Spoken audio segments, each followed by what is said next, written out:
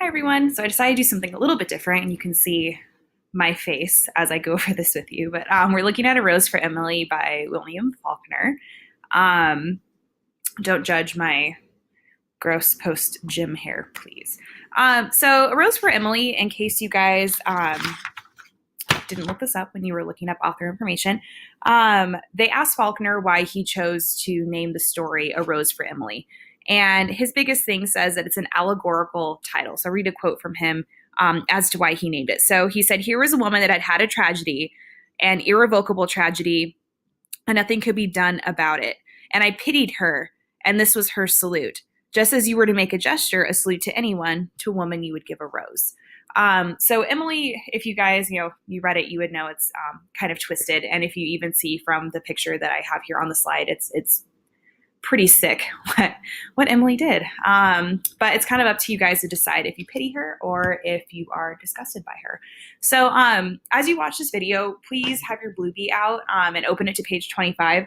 I will be talking to you guys about the story and referencing some quotes that are in here, so it helps if you follow along in that respect. I wish I had a document camera that I could hook up and show you guys my text like I normally do, but I'm working on limited technology here. So don't judge. So what I want you guys to think about first, look back and see if you annotated in your book or if you included post-it notes or whatever, what you were able to find in A Rose for Emily. What were some things maybe from your Keys to the Kingdom handout, which I always have mine handy when I'm working. But I want you guys to really pay attention to the point of view and chronological order that the author put the story in. So on your first page, there's a whole big portion of point of view on your Keys to the Kingdom handout that you guys could reference. Okay, and also in terms of organization, this is one of our things that we look for, which is time sequence in a piece. If you didn't notice, A Rose for Emily is broken up into multiple sections. I believe it's 5. Yes, it's five sections. So that's important. When you look at a text, if you're just surveying it first, you can see that this is a little bit different from A and P, which was written as one whole piece. I wish you guys could see my cat right now because she's attacking things viciously. So if you hear tinkling in the background, that is her shredding her Chewbacca little mouse thing. Anyway, okay, and I really do want you guys to think too, where Faulkner did feel pity for Emily, are you disgusted by her? Are you completely grossed out or put off? Or do you feel sad for the life that she had and sort of the person that she became? So those are all kind of things to keep in the back of your mind as we talk about A Rose for Emily. So some thematic trends that are in this piece, you have to remember this is the post-Civil War South. So we're going to see a lot of things. Again, history ties in real heavily with a lot of things that we read. If you guys know anything about the Civil War, it was North versus South, and where Emily herself is representing tradition and old things. We see her trying to be removed from her own home, which is representative of the Northern progress, right? They are coming to take her space from her. They want her to pay taxes, and she's not willing to budge on her old ways of life. So really kind of view this as tradition versus progress. And then patriarchal authority. How I want you guys to look at this, there's a matriarchy refers to women, a patriarchy refers to men. So think about some of the men that are in this story and how Emily interacts with them. Think about Homer and eventually, Homer's body at the end. Think about how she reacted in ways to her father or how other men were reacting towards her as an older woman. What can be inferred about that? What is Faulkner trying to say? We may be able to read this through a feminist lens if you guys, you don't know feminism so much yet. We'll get there, but something to kind of think about as you're reading this. Time and narrative. This is not a linear story. If you tried to read this as, Emily is alive and kicking on this page, you're going to notice like a page later, she's dead and the townspeople are talking about her. And then she's back alive again. So that way that the story goes, because it is not linear, that tells us some things too about what Faulkner wanted us to take from it. And some other trends that are in here, the town is very gossipy. No one really knows who Emily is. No one really knows how to handle Emily, but here they are creating gossip. Did she poison Homer? We saw her buying rat poison and then Homer goes missing. Did she poison him or not? We don't really know, but the townspeople are constantly gossiping about these. There's also some commentary made on social conventions.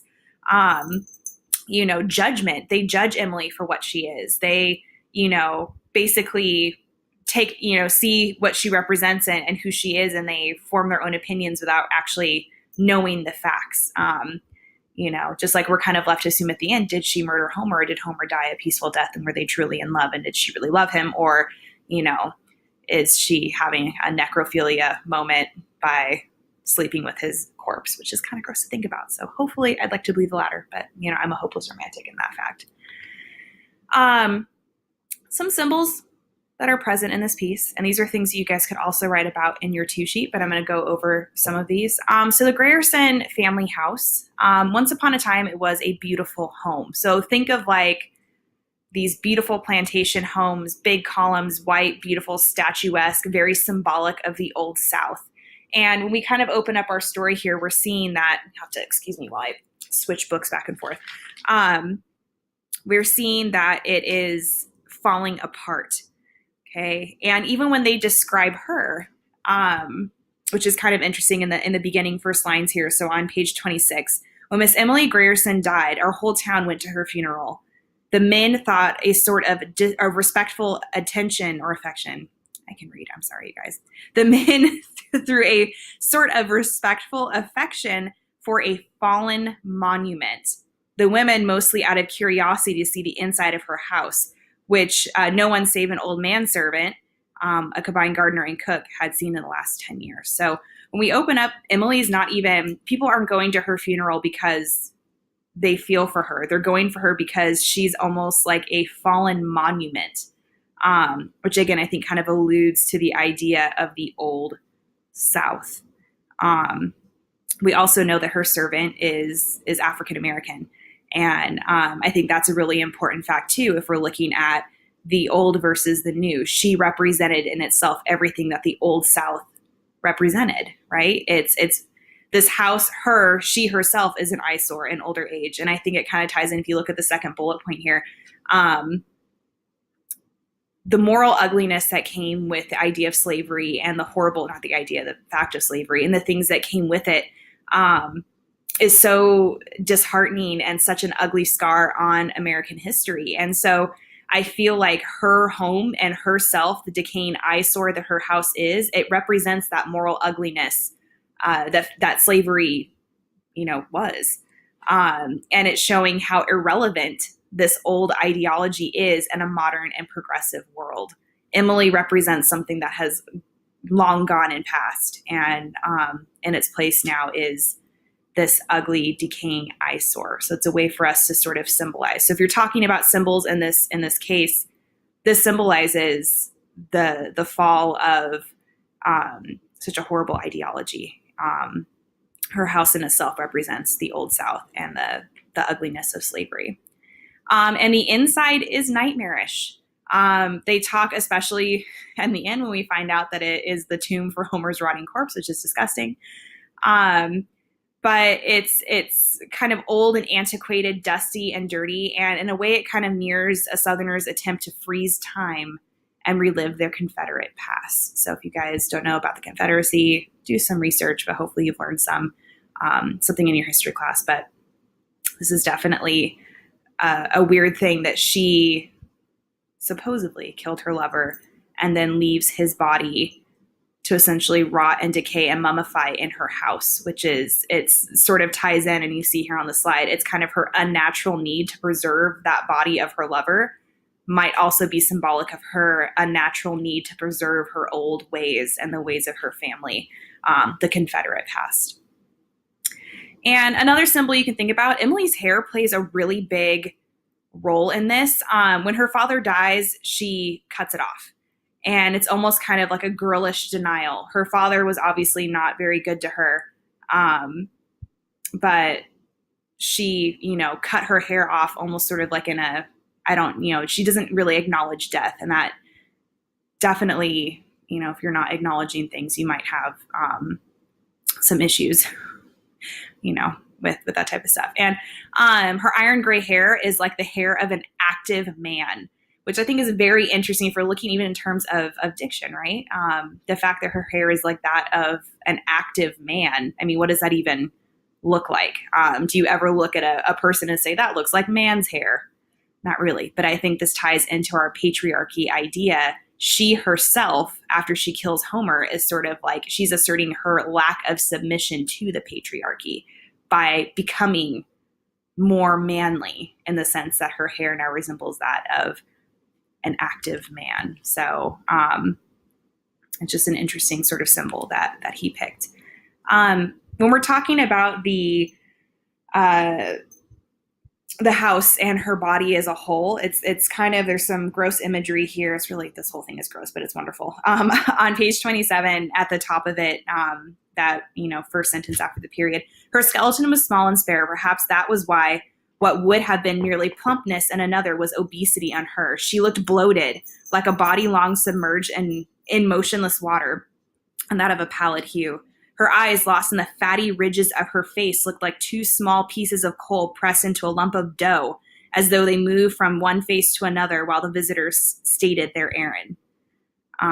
Which is really a gross way to describe somebody. She's bloated.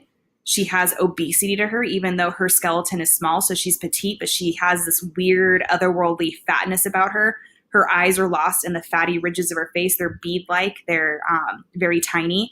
And they describe her, as it being pushed into a lump of dough, which is kind of interesting. So, at first we see her as a little old lady, and then we sort of, throughout the story, see her transform into a bloated corpse, and she's decayed much like her house is decaying.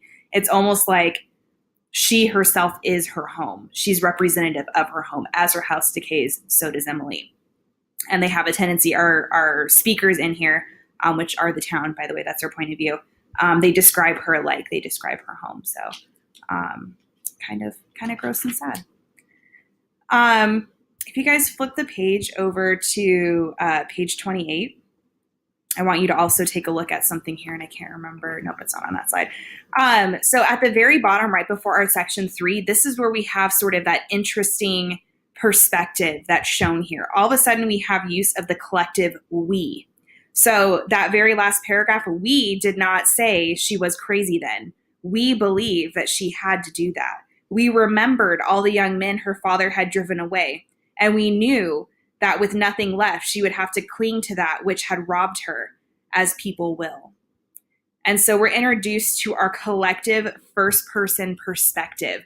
We ourselves, the effect of this, and this is something you can write about on your 2-sheet, since we are in the collective first person, we are included in the townspeople. It's almost like we are reading the gossip and we are passing on the gossip about Emily instead of having this from Emily's perspective, which would have been so interesting to have had a story written so you could figure out deep down why she did the things that she did. But the collective we draws us in, so we become a part of the gossip and the chatter about Emily and the theories of what she did and who she killed and what she bought and all that stuff. So, very, very interesting. And, on page 29, we also have a line halfway through where they talk about, they call her, poor Emily. We pity Emily, poor Emily. But they say Emily herself, and this is kudos to her, she carried her head high enough even when we believed that she had fallen.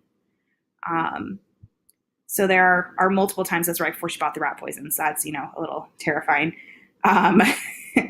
And so my favorite exchange in this whole piece, and you guys can see the dialogue in here is very fast, and kind of, creepy. So we'll read this parts at the bottom of page 29. So she comes in and she says, I want some poison, she said to the druggist. She was over 30 then, still a slight woman, though thinner than usual, with cold, haughty black eyes and a face, the flesh which was stained across the temples and about the eye sockets, as you imagine a lighthouse keeper's face ought to look. So imagine if you're, a lighthouse keeper, you've got wind-blown, windswept. She's ruddy templed. She's, got red on her nose and her cheeks. And she says, I want some poison. Yes, Miss Emily, what kind? For rats and such? I recommend, I want the best you have. I don't care what kind. The druggist named several. They'll kill anything up to an elephant. But what you want is arsenic, said Miss Emily. Is that a good one? Is arsenic? Yes, ma'am. But what you want, I want arsenic. The druggist looked down at her. She looked back at him, erect, her face like a strained flag. Excellent choice of words here if we're looking at diction. Imagine a flag as a symbol that we use of pride, of country, of community. and hers is strained. It's a strained flag. So very rigid, very tough. If someone has a strained face, it's almost kind of like they're holding their breath. Why, of course, the druggist said, if that's what you want, but the law requires you to tell what you're going to use it for. Miss Emily just stared at him, her head tilted back in order to look him eye for eye. And he looked away and went and got the arsenic and wrapped it up. The Negro delivery boy brought her the package. The druggist didn't come back. Now she opened the package from home and was written on the box under the skull and bones, for rats. And that's how she bought the poison. And then we have the gossip, right, on the following part. So the next day we all said she will kill herself. Okay, that's what they thought. And then other people are saying, oh, maybe she'll marry Homer. But that's the gossip. They don't know. Maybe she did buy the poison for rats. Maybe she bought the poison for Homer. Maybe she did buy the poison because she had intentions of killing herself. It's definitely kind of an interesting enigma, Emily is. So on this slide, I want you guys to sort of examine if we're looking at a sentence. So syntactical structure, again, is something that is highly important when you are analyzing literature. I think it's on page 2 of your Keys to the Kingdom. And by the way, I apologize. All the pages on your Keys to the Kingdom are 16. I don't know how that happened, but it did. So on this page, we have syntax in prose and poetry. And on the back side, we talk about types of sentences.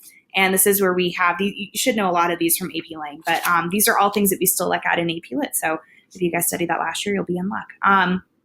So when we're looking at this sentence, I pulled a sentence from the first sentence of the story, which I read to you guys. And I've taken off the end. So when Miss Emily Grierson died, our whole town went to her funeral. Now think for a second and kind of quiz yourself here. What is the subordinate clause? So remember, sentences are made up of subordinate clauses and independent clauses. Independent clauses can stand on their own. Subordinate clauses need an independent clause to support it. So when looking at this sentence, take a second and think what the subordinate clause would be. Okay, so if you got when Miss Emily Grierson died, good job. That is our subordinate clause. It cannot stand on its own. If you read it by itself, it doesn't make sense. Okay, where is the subject in this sentence? Think for a second. Where is our subject? The subject is the town. So we know that we're talking about Miss Emily Grierson. That does not automatically make her the subject here. The town went to the funeral. This sentence is not about Emily. This sentence is about the town and what they did and how they reacted to her death. So when you're labeling sentences, be sure you look. So we have our subordinate clause that comes first, and then we have our subject that's listed after. Okay, what is the author trying to tell us about the town and describing, these things or putting in the order? In a way, I think that what Faulkner, and again, this is the beauty of literature, is you guys can interpret things as you will and defend it in a way that you would like. But I feel like this is Faulkner telling us that the town requires just as much attention as Emily. Yes, we're reading a lot about her grisly past, her grisly future. But the town in itself, we're learning that they're gossipy, they're shallow. They, respect her like a fallen monument. The women are curious to see the inside of her house. It's like no one cares that Emily is dead. So that tells us a lot about them. Okay. And I do have some additional important things for you guys to note about this story. So the story is told through someone who has experienced the events. All the events that were written about have already occurred. Okay. So a lot of this is told in the past tense, so it's like, so the next day we all said, Emily stared at him, all these things that we see. The story is told as someone who has seen it, but it's already occurred. There is a collective first person. We talked about the use of we at the end of section 2, and it continues through section 3. Things to think about too. Emily's funeral is over before the story even begins. That's something that's unique, right? We are reading this thinking about her ending. Well, her ending is over before we even read about her beginning. And that tells us something about, what to expect from what Faulkner's trying to tell us about Emily. Was her death really that important? know, but it's sort of what we learn about her along the way that eventually loops back around to what we see. Think about the idea of isolation. Emily is isolated. Her house is isolated. She's an old home amongst new things. She is an old person amongst new things and new customs. Isolation is a huge thing in this. Even Homer is found isolated, but there are some, gray hairs on the pillow, which is gross to think about. But she's kind of a hermit. She's hermited herself up. And again, she represents the old in a town that wants nothing but the new. And there is a separation of cause and effect. We see the poison purchase and the return and disappearance of Homer. Remember, Homer came, then he left, then he came back, and then he disappeared. No one saw him again. And the minister who refuses to speak, and the chemist who sold her the arsenic. Okay. I guess the druggist. That's wrong. Anyway. Each of these are spread throughout the story in isolated incidents. And we never really learn anything else. They're mentioned, and then it's kind of stopped and it's over. Even our individual passages are told in an isolated effect. They're divided up into sub-chapters in a short story. So definitely think about this when you guys see things like this in a text. So how does the body of Homer appear? Take a look in your book.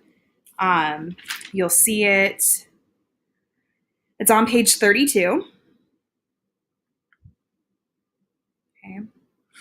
And look at the second to last paragraph there. So his body appears as if it's laying in an embrace. And as it is, described, they broke down the door. And I think it's interesting. They had to break down the door in violence, right, to violate her space, because the door seemed to fill the room with pervading dust. And then all of a sudden it looks like it's a tomb, right? There's a rose shaded lights. There's a dressing table. Okay. And then they see a man lays on a bed. And I'm pretty sure this is probably because my face should be up in here. I'm sure that lovely comparison of my face to a corpse's is right there, which is great. So for a long while, we just stood there looking down at the profound and fleshless grin. Okay, the body had apparently once lain in an attitude of an embrace, right? Like he was holding someone. But now the long sleep that outlasts love, which is death, that conquers even the grimace of love, had cuckolded him. What was left of him rotted beneath what was left of the nightshirt. So he was still wearing the clothes, but his shirt had rotted away with his flesh, had become inextricable from the bed which he lay, and upon him and upon the pillow beside him that lay evenly coating this sort of like, there's just a lot of dust. There's a lot of body debris, I'm sure. Okay. And then the most chilling part, and I think it's great that Faulkner ended the story on this because it's just so disgusting. So we find a dead body in a room. That's pretty alarming. And then we notice that in the second pillow was the indentation of a head.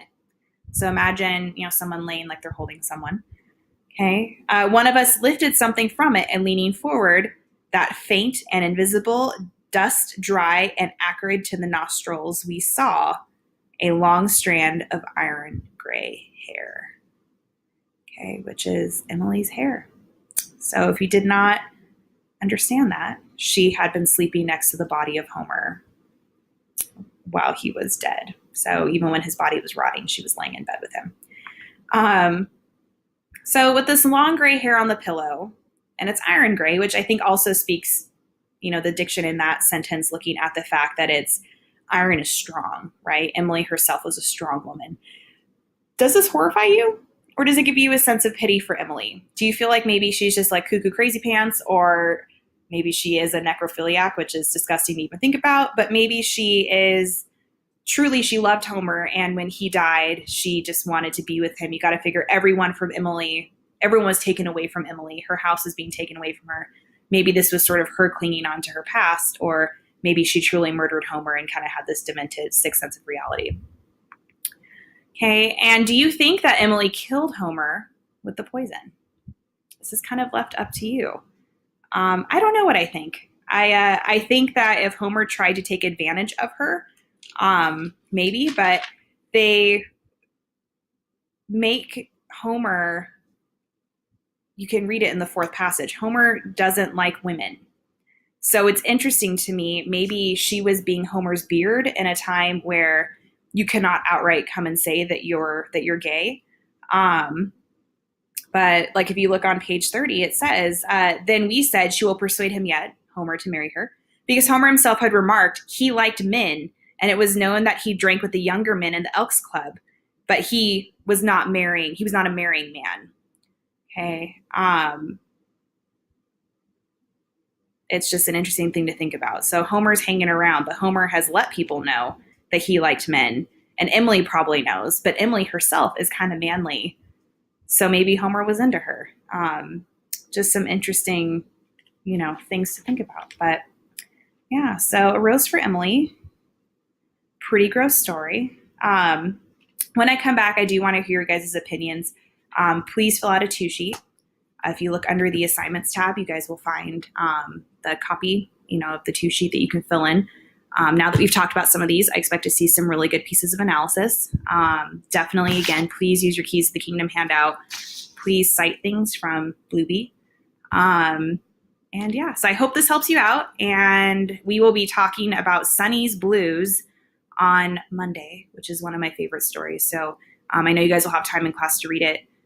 It's kind of lengthy, but it's a pretty awesome piece. So those of you that are strong with biblical allusions, that's something that is going to be really easy for you to read. All right. So have a good rest of your evening or morning or whenever you're watching this. And I will see you guys on Monday. Bye.